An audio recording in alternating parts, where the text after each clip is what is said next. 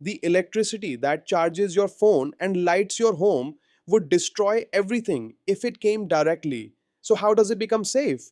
The answer is the transformer.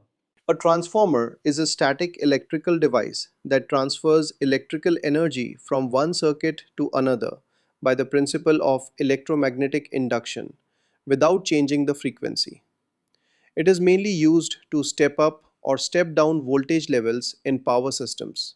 Main parts of a transformer. The construction of a transformer mainly consists of the following parts. 1. Magnetic core.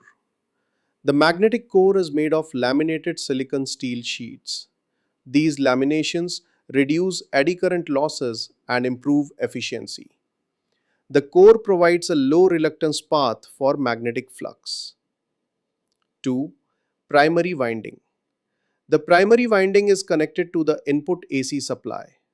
When AC voltage is applied, it produces an alternating magnetic flux in the core.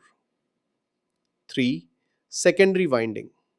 The secondary winding is connected to the load circuit.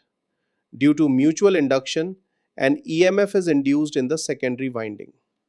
Both windings are made of insulated copper or aluminum conductors and are placed on the core. 4. Insulation.